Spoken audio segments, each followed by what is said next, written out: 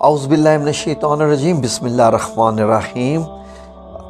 الصلاۃ والسلام علیکہ یا رسول اللہ صلی اللہ علیہ وآلہ وسلم۔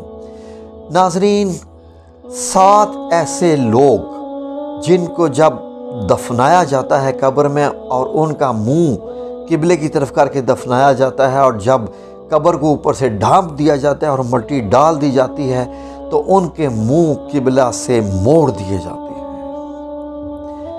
استغفر اللہ العظیم۔ ناظرین، کتنی بد نصیبی ہے ان مسلمانوں کی، ان لوگوں کی جن کے منہ قبر میں بھی قبلے سے موڑ دیے جاتے ہیں۔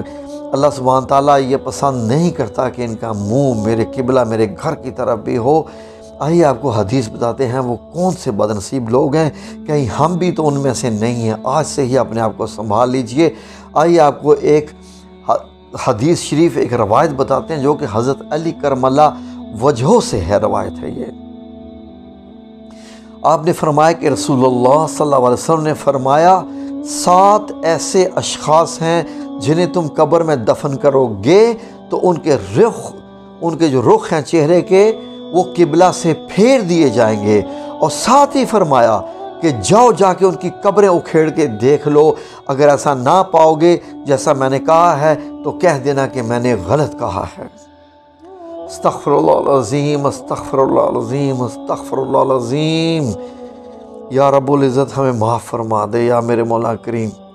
اب اس کے متعلق دیکھیے، آپ نے حضرت علی نے رسول کریم صلی اللہ علیہ وسلم سے فرمایا کہ یا رسول اللہ صلی اللہ علیہ وسلم، یہ کون لوگ ہیں جن کے رخ موڑ دیے جائیں گے؟ تو آپ صلی اللہ علیہ وسلم نے فرمایا، نمبر 1، پہلا شارب الخمر، یعنی جو شراب پینے والا، شراب پلانے والا، شراب بیچنے والا، شراب خریدنے والا یا شراب کو منتقل کرنے والا، ان سب پر اللہ کے رسول صلی اللہ علیہ وسلم نے لعنت بھیجی ہے۔ ایک روایت میں آتا ہے کہ شراب پینے والا بت بیچنے والے کی طرح ہے۔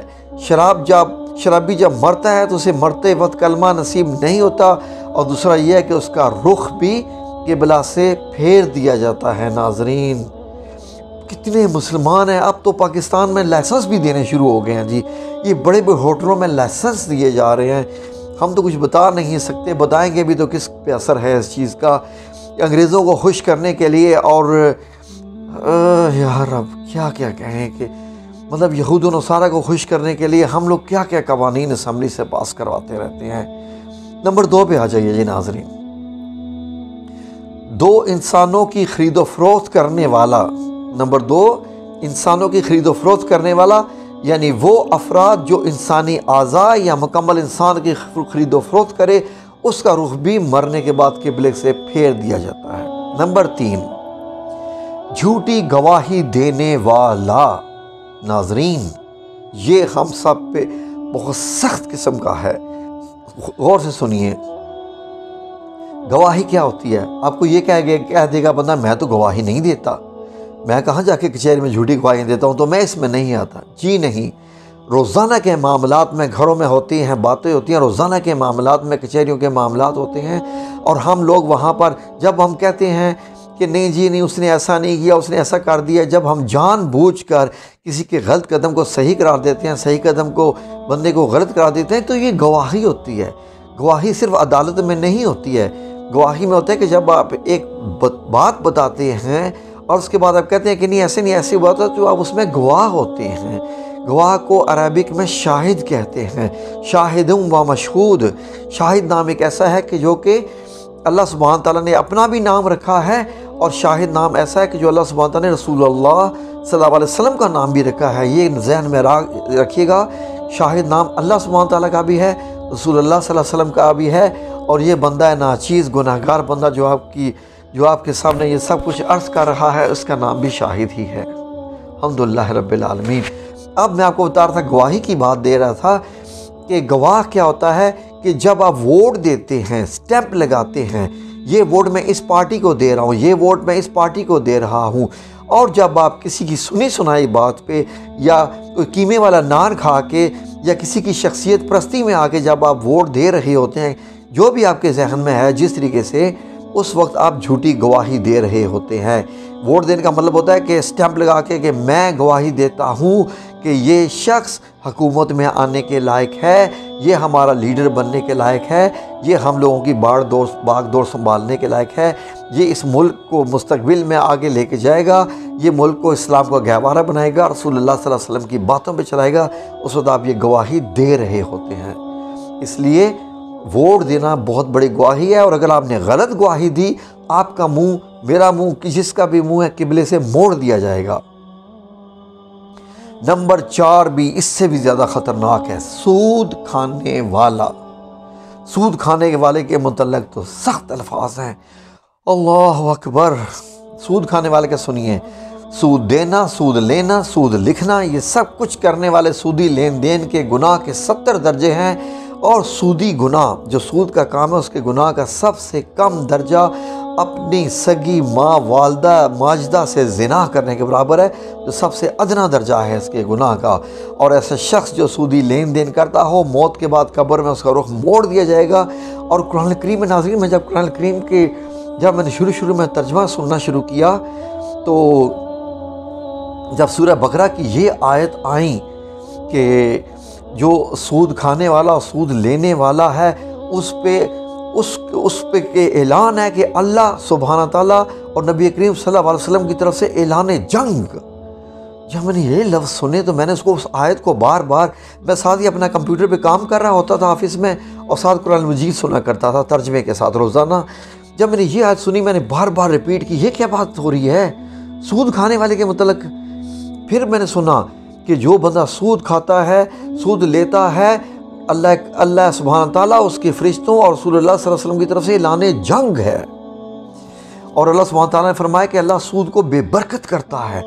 میں نے جب سوچا، میں نے غور کیا کہ زنا کرنے والے بھی ہوتے ہیں دنیا میں، جی لوٹنے والے، قتل کرنے والے، دھوکہ دینے والے، جھوٹ بولنے والے، جی اور پتہ نہیں کتنی برائیاں ہیں دنیا میں۔ آپ کو معلوم ہے کتنی برائیاں ہیں دنیا میں، شراب پینے والے، کیا ہیں سارے، ان کے خلاف اللہ کا اعلان جنگ نہیں ہے۔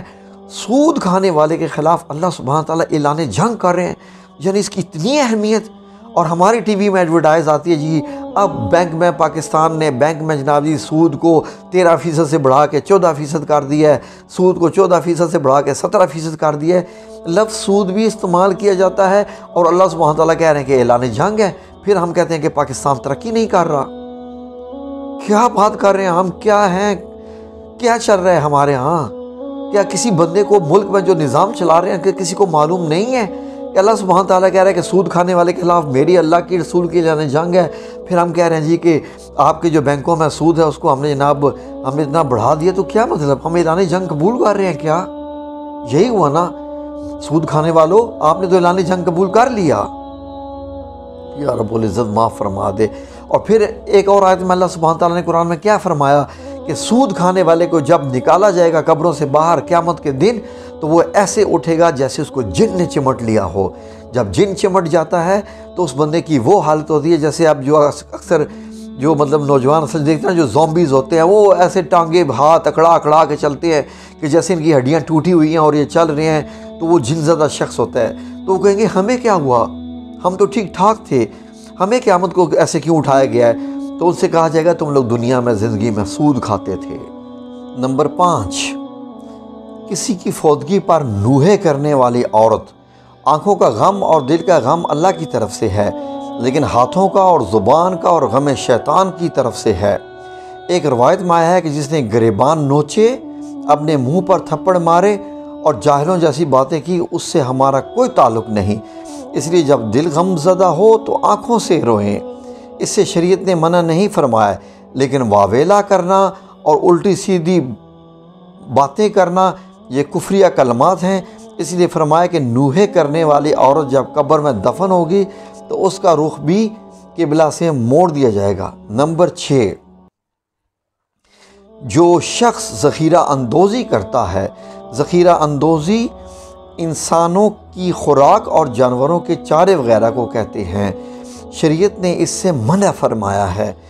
پاکستان میں تو سب سے زیادہ ناظرین یہی ہوتی ہے، اور رسول اللہ صلی اللہ علیہ وسلم کیا فرما رہے ہیں، سنیے ذرا آپ نے ارشاد فرمایا جس شخص نے 40 دن تک ذخیرہ اندوزی کی اللہ تعالیٰ اسے 40,000 سال تک جہنم میں جلائے گا۔ تو ایسے افراد جو ذخیرہ اندوزی کرتے ہیں ان کے رخ بھی قبر میں قبلے سے موڑ دیے جاتے ہیں۔ ناظرین یہاں تو کاروبار ہی یہ ہے ہم لوگوں کا پاکستان میں تو کہ ذخیرہ کر لو، ریٹ جو ہے وہ بڑھ جاتے ہیں، بجٹ آنے والا ہوتا ہے تو چیزیں آپ دیکھیں کہ مارکیٹ میں قلت ہو جاتی ہے چیزوں کی۔ پیٹرول کا ریٹ بڑھنا ہو تو پیٹرول پمپ والے وہ دینا چھوڑ دیتے ہیں۔ یہ دنیا دنیا دنیا اور پیسہ پیسہ، بس کیا کہیں، افسوس کے علاوہ کیا کر سکتے ہیں۔ نمبر 7واں سن لیجئے، جو شخص نماز تو پڑھتا ہے مگر جماعت سے نہیں پڑھتا۔ ناظرین کس قدر، یہ دیکھیے 7واں نمبر، جو شخص نماز پڑھتا ہے لیکن جماعت سے نہیں پڑھتا، یعنی اب پھر جو نماز نہ پڑھنے والا اس کے متعلق پھر کیا ہوگا ناظرین، تو اس کے بھی موڑ دیے جاتے ہیں۔ اس میں سے مجھے لگ رہا ہے کہ اللہ تبارک تعالیٰ معاف کرے، 90% تو سب میں عام ہم سب لوگوں میں جو ہے وہ کوئی نہ کوئی کسی نہ کسی میں یہ خرابی پائی جاتی ہے۔ تو اس کا کیا مطلب ہے کہ ہمارے منہ موڑ دیے جائیں گے۔ ناظرین بچا لیجئے اپنے آپ کو اس سے، اور میرے لیے بھی دعا کیجئے کہ یا رب العزت ہمیں ان تمام 7 برائیوں سے جو ہے ہماری جو ہے وہ ہمیں ان سے نجات عطا فرما۔ یا میرے مولا کریم یا رب العزت یا ارحم الراحمین ہمیں ان تمام برائیوں سے بچا لے، یا میرے مولا کریم کے مرنے کے بعد بھی ہمارا منہ قبلے سے موڑ لیا جائے، اس لیے ہمیں جیتے جی ہمارا منہ قبلے کی طرف اپنی طرف موڑ دے، ہمارے دلوں میں یا رب العزت اپنی محبت بٹھا دے۔ اور یا میرے مولا کریم دلوں کا حال بھی تو آپ ہی بدلتے ہیں یا رب العزت، ہمارے دلوں کے حال بدل دیجئے اور ہمیں اپنے پسندیدہ بندوں میں شامل کر لیے۔ آمین یا رب العالمین برحمتک یا ارحم الراحمین۔ الصلاۃ والسلام علیکہ یا رسول اللہ صلی اللہ علیہ وسلم۔